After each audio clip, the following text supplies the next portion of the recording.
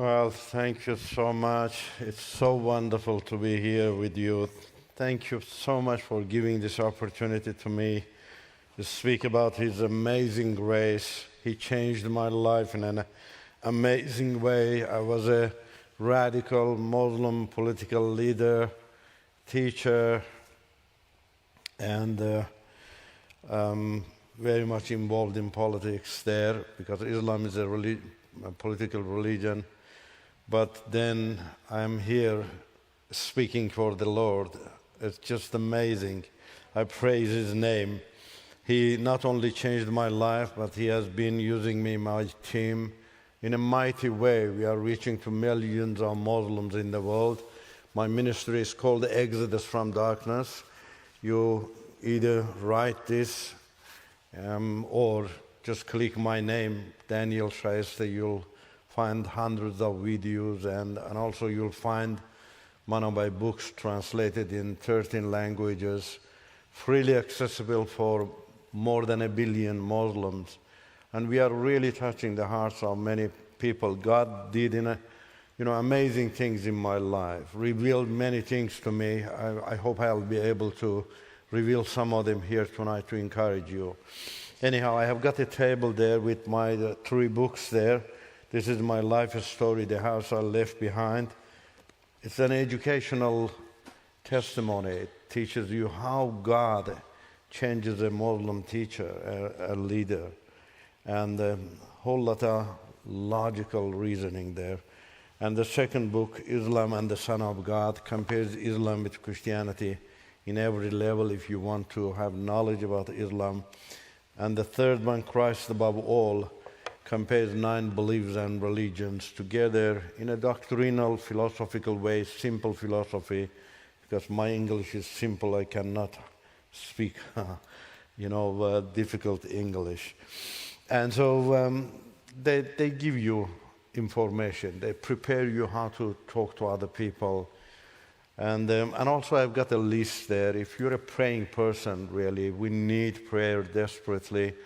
You can get our prayer points and pray for us. Every 2 months we send there. The books are just based on suggestion. Please, if you are not unable to afford, be my guest.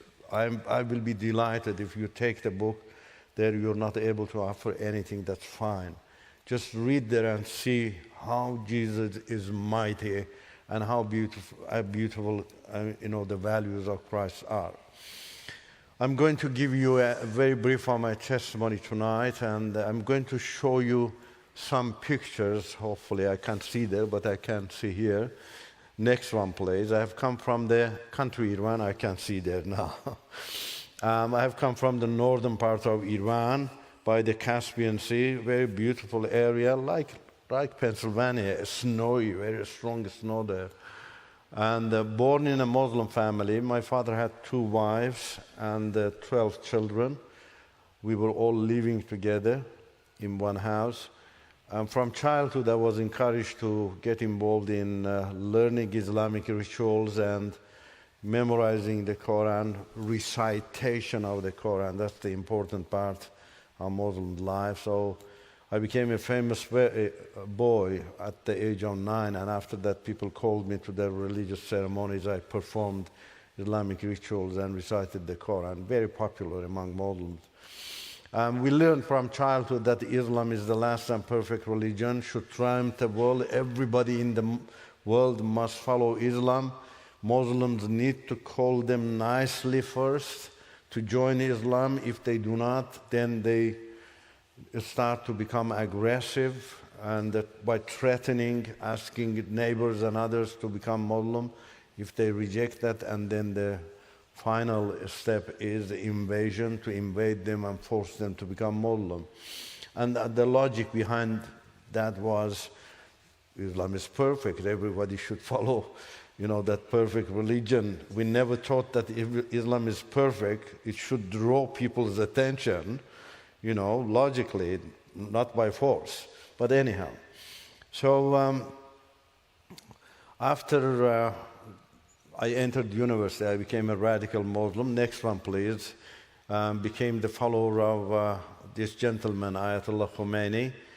He didn't like the king of Iran because the king of Iran accepted Israel as a country. Muslims should not do that. If they do, they have to be killed.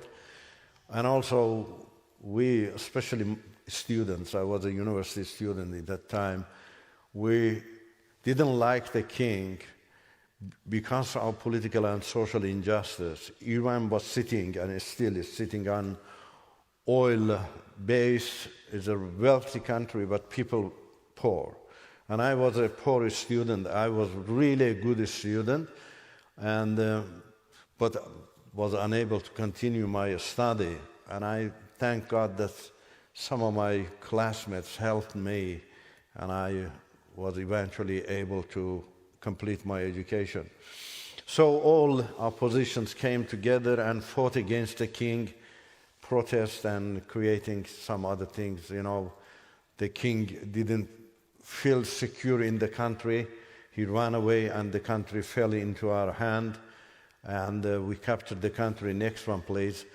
And because I was one of the famous boys, that's me in front of other boys, initially with one of them and the third one, we were invited to be the chief commanders of the Revolutionary Army.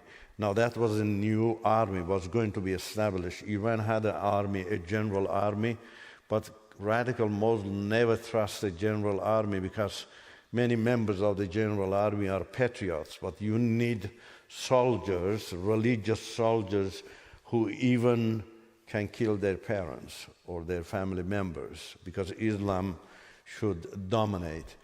And so I was initially called for that, but it didn't work. I became an opposition very soon. Next one, please. I went to my hometown, and in my hometown I became very active in a revolutionary way and worked a lot for my people, tribal people. I became very famous there. That's me there. I'm praying Islamic prayer. Next one. And I started to prepare young boys and girls with fighting and terrorist tactics and techniques, because our goal was to go and capture Israel and make Israel the capital of Islamic world. That's what committed Muslim, radical Muslim thing. And so for that we needed to prepare our young boys, even though I was in opposition to Ayatollah, but all committed Muslim, doesn't matter their opposition, their target is Israel, and then, of course, the interest of Christians in all over the world, especially those Christians who stand behind Israel. Next one, please. This one is my wife. She became also very much interested in preparing herself. She was the most aggressive girl among all other girls, and that drew my attention. I said, wow, this is mine. So, and it's true, radical Muslim leaders really love aggressive girls and boys because they are the one they can complete the job. And so for the same interest, we got married. Next one, please. This is our wedding day. You see how excited we are? Iranian peoples are exciting people, honestly, I'm saying culturally speaking. Iranian peoples have always competed with, Greek culture. They are just noisy like Greek people. The only difference they have with Greek people, people, break their plates, but Iranians love their plates. And so we got married. Next one. After our marriage, next one. Our first child here, that's our daughter. She's not covered like my wife because she's not 7 yet. She's around 5. She was a big girl, actually. We had problems. Sometimes Claire just saw her with us in the road. They thought maybe she's 7, she had to be covered. And age of 7 is the age of marriage in Islam. If you're 7 years, you're ready for marriage. For a man 20, even 80 years old, so you need to cover yourself. And that's why she's not covered. Next one, please. That's a picture of my family. The third one is not yet there. Next one. This is my photo. I'm going to stay here a little bit. And this time I was a full opposition to the grand leader. And I announced my candidacy for Islamic Parliament. He invited me, his party invited me to be his candidate. I rejected that because really the way he was leading the country, it was going to destroy the country. And possibly you're listening to the news now, what's happening inside the country. He destroyed the economy of the country. He was sending all money to the Palestinians in that time and to Syria, and also the newly established Hezbollah in Lebanon, trying to capture Israel as soon as possible. He forgot his own people, and people were suffering economically because the relationship with other countries was just disconnected. Iran became the dire enemy to Western countries and especially to America. And so we told him, spend a little bit of money for our country. I mean, don't send all of them there. But he just was really mad, and because of that we became opposition. We won the government, actually. Independents won the government. One of my colleagues became the president of the country with 88% of people's vote. But he lost with 2% in less than a year. And Iranian realized that how dangerous he was and how he manipulated, it deceived Iranian people. However, it was too late. In that time, he himself became the chief commander of the Revolutionary Army and also forced, the parliament, and he had a lot of followers in parliament too, to pass a resolution to give him absolute authority. And it was passed, and it's a law in Islam. It's called Wilayat al-Faqih, an Arabic word that means the sovereignty of the leader. So you even cannot question him, just like the Quran. You cannot question the Prophet of Islam. If you do, you have to be killed, according to the Quran. But that was disaster. He had already promised Iranian people that if he would, he would give freedom to people. Now, we had a little bit freedom from the time of Shah. That has gone too. So that caused us to be opposition to him and win, but he was upset. He lost. And then he used power. And that's Islam. It says the election in Islam really doesn't make sense. Just he was hoping to win through election and convince the world that he is the most wanted man in Iran. But after he lost, he just wanted to grab it by power. And 3 times plotted to kill the president, and eventually he didn't feel secure and he ran away from the country, the president, elected president of the country.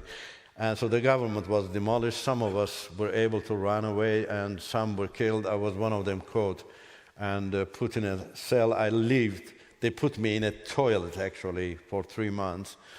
And after that, I got the death sentence. They moved me to another state with 4 others. We were waiting in a room in death row.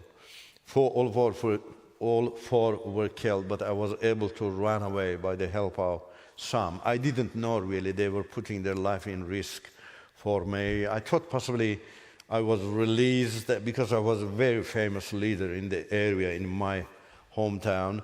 And I thought maybe they released me because I'm famous, just kill me outside and then come and mourn over my dead body. I was thinking.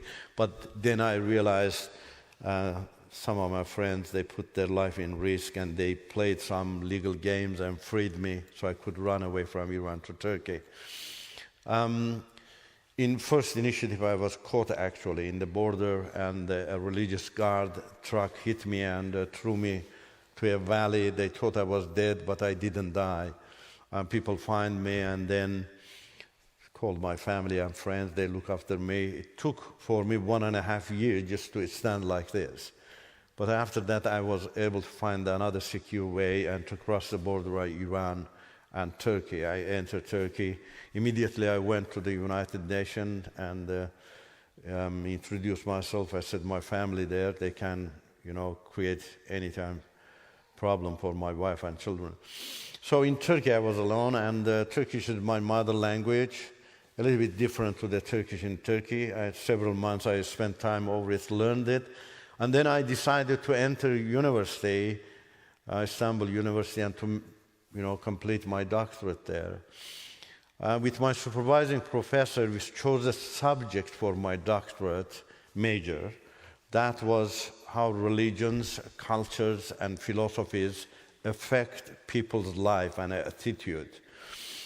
And they do, your belief affects your life, Your life is different to the life of people who do not follow Christ, and I hope so.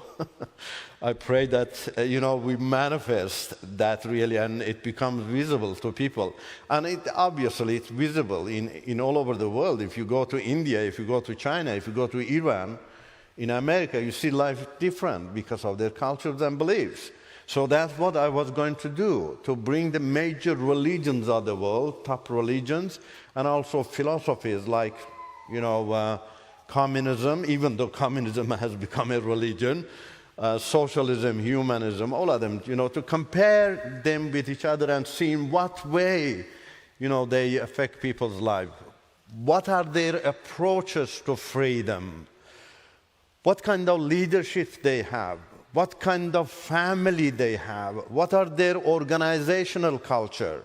What is the leadership in them? They are so important in every way. You see, Jesus has saved us spiritually, but we need to know how he has shaped us socially too. In what way we can be effective on people socially. That's what I'm doing really. I'm not only speaking to Muslim world in a spiritual way, I'm also showing to them, unless you follow the leadership of Jesus Christ, you won't be able to have a successful business. So this was what I was going to do in the university. But before my investigation, really, I was thinking that Islam would come first again, I didn't have knowledge about Islamic social and political philosophy. I even didn't know that as a Muslim, my religion didn't have work ethic. And I learned that in the university that no other religion but Christianity has work ethic. Well, socialism, communism, they cannot have work ethic. Everything is random, accident it doesn't walk hand in hand, with ethic. So I started the investigation and completed my investigation. I was shocked and amazed. Shocked because of my Islamic belief. I was always taught, thinking that Islam is the best and perfect religion in every way. Now I found Islam lower than every other religion. Even paganism is better than Islam. Now why? You say, I love this word, why, where, how. These are only usable in Jesus Christ. No other religion. Now even in New Age, you cannot use it because New Age is called you God. You're aloof from other people. You don't need other people to use the word why or where others. I don't want to go into that philosophy. I have a message here tonight for you. I just want to tell you, they don't have it. But I found that even paganism is better than Islam. Because in paganism, socially speaking, not spiritually. Spiritually, they are in darkness. Socially, they are calling you God. I think this is a little bit better than when Islam calls you animal. And Islam even calls Muslim animal when it comes to decision making. Al-Awwam kal-an'am, it's an Arabic phrase that means all people are animals. Allah has already decided for you. The Prophet of Islam decided. You don't need decision. You just need to surrender and follow. Lower than other religions, socially speaking. But I was amazed to find Christianity at the top in every way. In every way. And especially about individual freedom. And actually I discovered that individual freedom only makes sense in Christianity, not in any other religion. It's a very broad topic. It's a very delicious topic. You need to know that, but maybe another time I need to come to your church, have a conference here. It will be my honor. I just live by faith. I just walk for Christ. I love Him. I really want Christians to understand. I have come from a dark background, and I have seen the light. I'm not saying that you haven't seen the light, but it's good to see light in every part of life. That makes you amazed. I was amazed, really, to see that Christianity was the most powerful belief in every way and makes sense in every way, especially the leadership of Christianity. Individual freedom, family organization, organizational culture. Oh, I don't know where to start, really. Let me give you an example about organization. You're the organization of Jesus Christ. Church is the organization of Jesus Christ. The world's most successful businesses are following your culture, but some of them are fighting with the church because they cannot make any money without the culture of the church. You're the organization of the church, Christ. In that organization, His gospel says the members love one another like the members of one body. You see my body? Members love one another. I'm 68 now. In this past 68, for a single moment, I never saw my hand say to my leg, I hate you. They love each other so much. You see, that's the logic of Jesus Christ. And I was a professor in a university for 8 years. I taught there. It's taught in the universities. The best organization is that organization that the members are in harmony with each other and they have a leader. He is a participative leader, humble leader, and it's just one with the members. It's just like a member. Members easily come to talk to them freely. And because that freedom creates creativity. That culture is taught in the university. It matches only the leadership culture of this book. No other religion and culture or philosophy has such an organizational culture. That was the reason Western countries survived against communism. Because in Western countries, people started to understand if we are Christians, we need to love other people. Our business should create success for other people too. And that's called Christian ethic. And that means an ethic that always is win-win, not win-lose. Christ doesn't have win-lose. Christ came for everybody to win. That's the Christian ethic. It's the yummy and delicious ethic. It's a powerful, creative ethic. That leadership is creative because dictatorship doesn't allow you to talk. I have come from a dictator country. I just criticized them in a nice way. The leader, I got a death sentence. But in Christianity, you can't criticize even God. You can even kick Him out from your life. You're free because He has created you with freedom. He respects your freedom. That's why He says, come and reason together. That's Isaiah chapter 1, verse 18. You know, blown away. I'm not going to go in it. It just takes a lot, really. But very powerful. I really encourage you to start understand everything in Christ, because that's the only weapon we have. We don't have any other weapon that socialists have, radical Muslims have.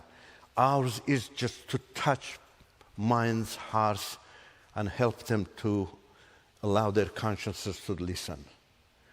For this, we need to really understand Christ in every way.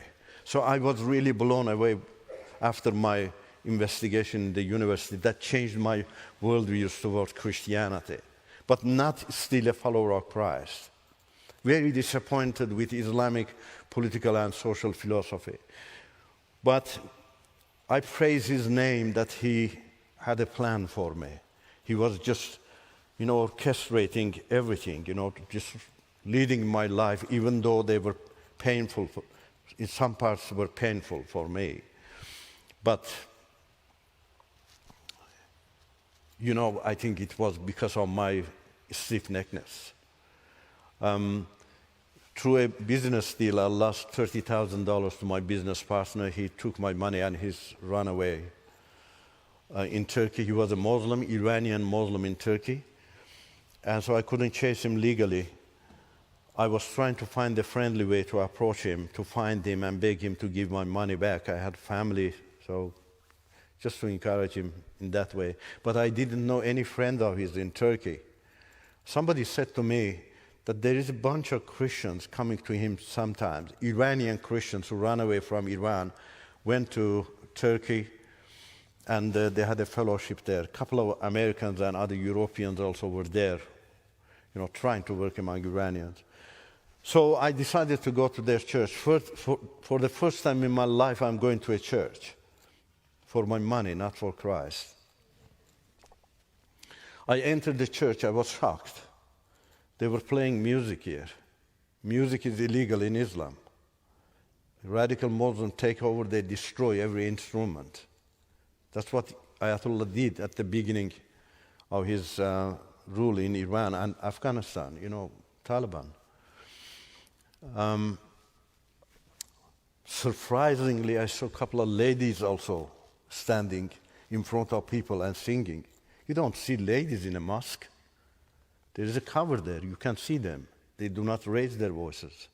It was surprising to me, Anyway, it was frightening too, politically. Oh, I'm in a bad place. That can cause problem for my family in Iran if a Muslim sees me that I'm here. But anyway, my money was big. I had to do something. And so I stayed there, and after the fellowship, I shared my story with them, and they became so sad. They offered their help to me. They said, we can find him for you in Germany. We have many friends there. We would write to them. Just keep in touch with us, they encouraged me. I said, how can I keep in touch with you? I was really afraid to go to church. I was expecting they would come and see me.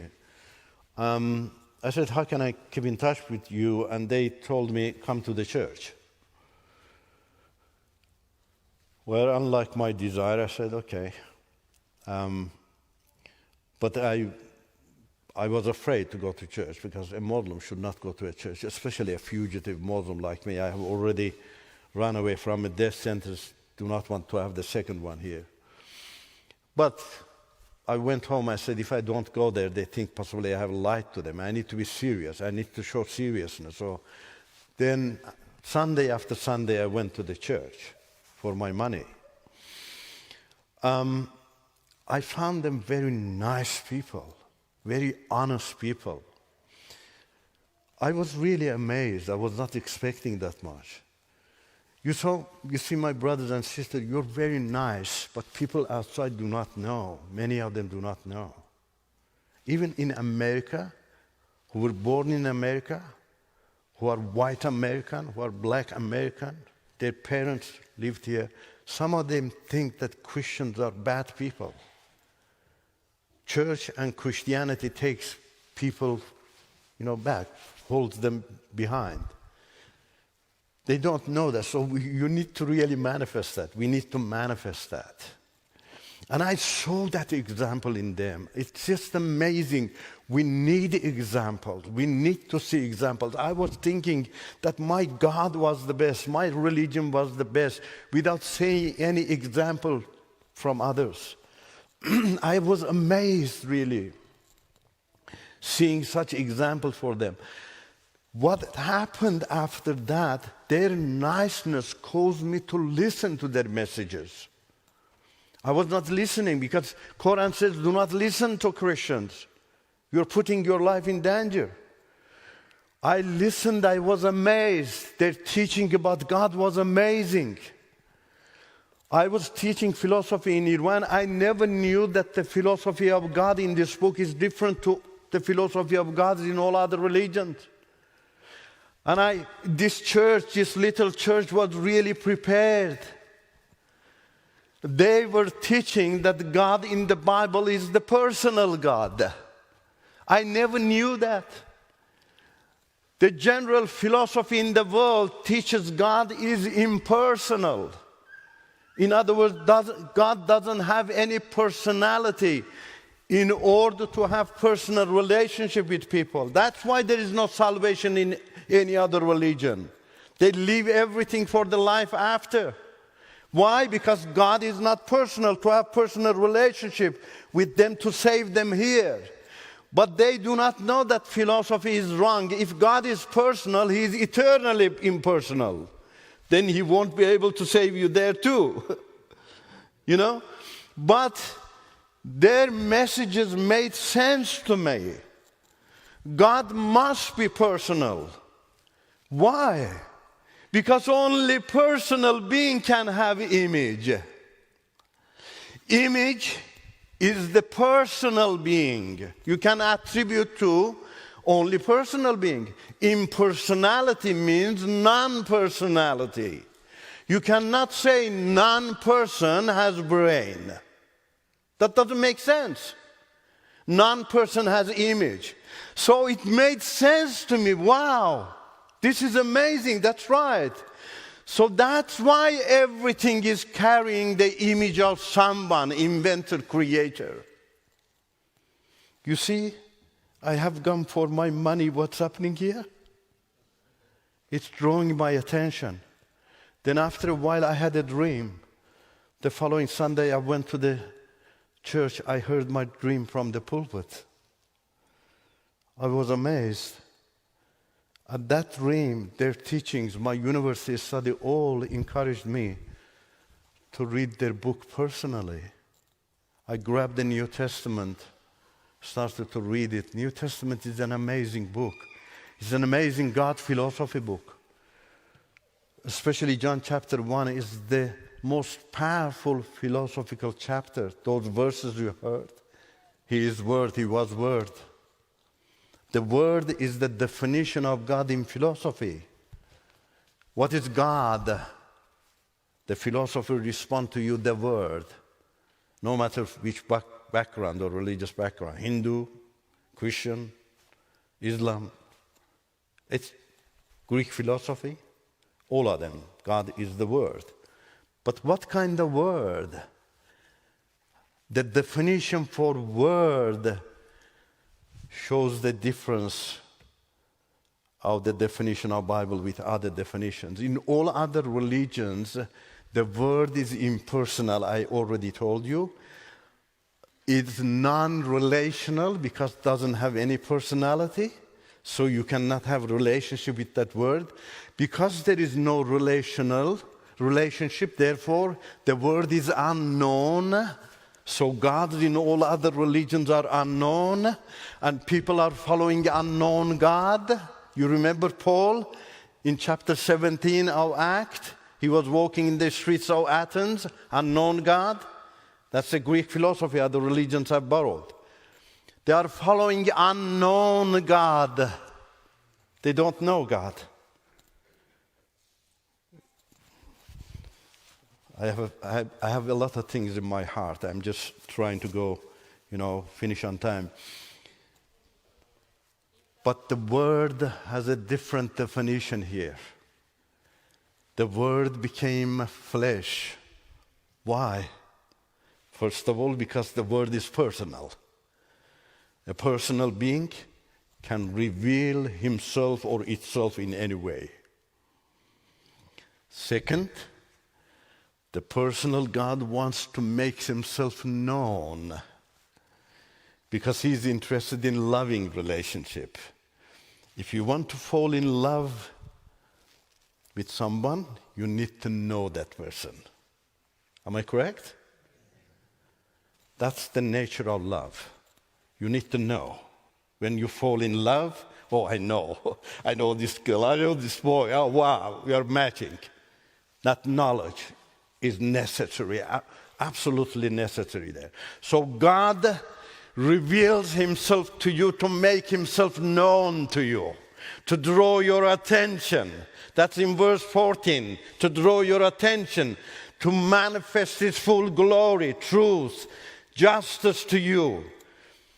You're marveled. Oh, wow, that's so beautiful. I want him.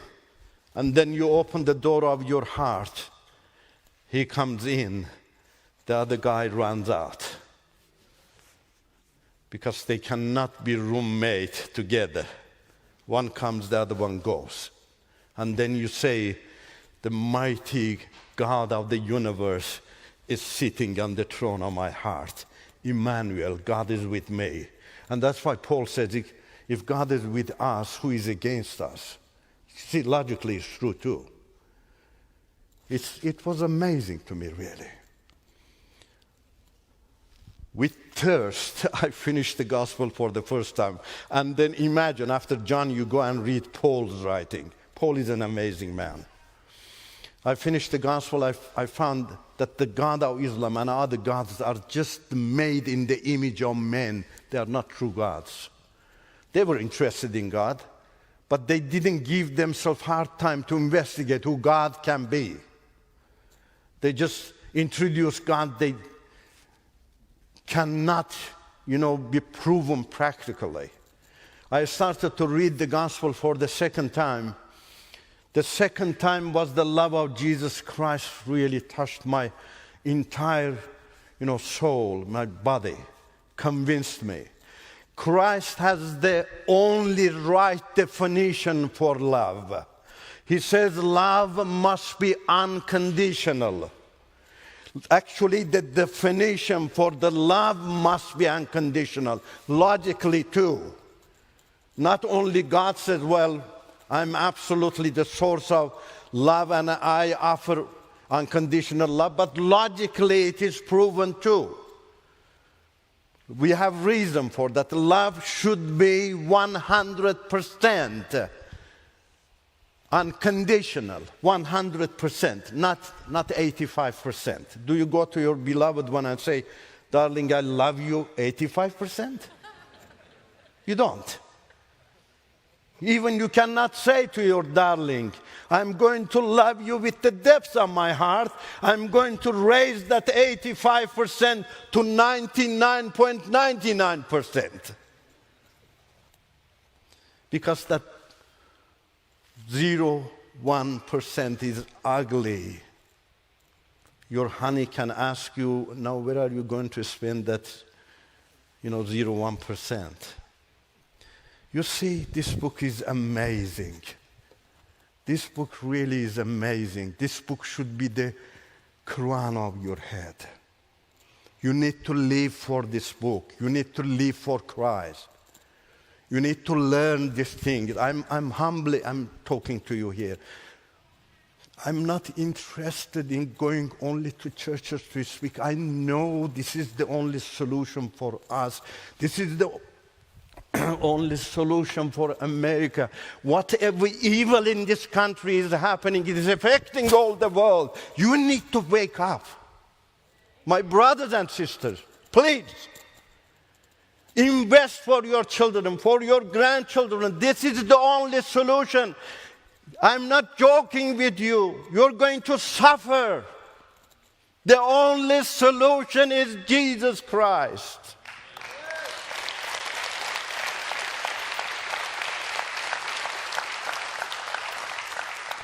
Anyhow, next one. I gave my heart to Jesus. Next.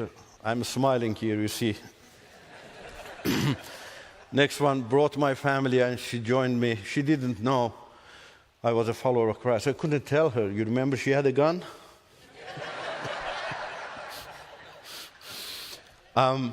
I couldn't tell her because she knew Islam. In Islam, if your spouse or anybody, a family member, changes religion, you need to divorce, you need to excommunicate them, you need to cooperate with the leaders to kill him or her. So I didn't want to push her to that chaos. I wanted her to come and see the changes in my life. The changes are amazing, especially when husband changes. She was aggressive. She was unable to say to me no. No matter how aggressive your wives are, Quran says you can beat them, you can lock them in the room until they die. Chapter 4, read Quran chapter 4. That changes. She came and saw the changes in my life. She was amazed. She saw the changes more amazing.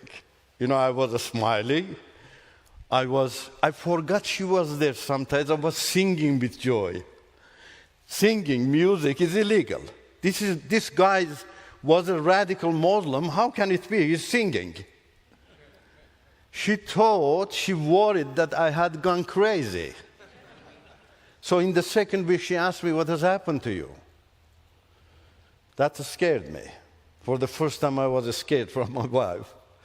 Because if she understands, now she is going to be my boss. I have lost authority. And then she would have authority to take the children and go back. That's minimum. She could go back, go to call Muslims to come and cut me in pieces. Who cares? A Christian is dead in an Islamic country. So that scared me. She would take the children and go back. But I praise his name. I praise his name. I love him so much. I really love him so much. I know a lot of things, but I have seen him practically in my life. Amazing. He's amazing. He has proven that to me. He had a plan for her too. It's a long story. She remained there. She didn't go back, but she gave hard time to me. She's the boss now. And sometimes I wanted to prove to her what kind of husband I was. And Jesus always said, shh. I didn't know that quietness was crushing the tower of Islam in her heart. How can this man be patient? And in my absence, without asking me, she was searching my gospel to find where the gospel changes people. She didn't tell me, for some reason, Islamic reason, but I caught her one night with my book. Amazing. That opened the door for me after that to talk to her, encourage her to attend Christian ladies' meeting. She always said no. Eventually, I was persistent, begging her. She went, came back, she was blown away. The ladies were talking there free. One said, oh, the Lord spoke to my heart this morning. The other one said, the Lord spoke to me last night. She said, who is this Lord who is speaking to ladies? In Islam, the Lord didn't speak even to the prophet of Islam. He never heard the voice of God. He just said the angel came to me and brought the message for me. And he even didn't see the angel. But she said, I am following a perfect religion. I am in a perfect prison. I cannot talk. But these people, we call them infidels, they are free. They came back. I asked her, how did you find the meeting? She said, oh, wow, these ladies are free. Are you going to continue? She said, yeah, I think so. Then after a while, she had a dream. Her dream was written in the Bible. I read the dream to her. She just started to cry. I softened her heart toward Jesus and then read the gospel seriously. And after 2.5 months, she gave her heart to the Lord. Next one, please.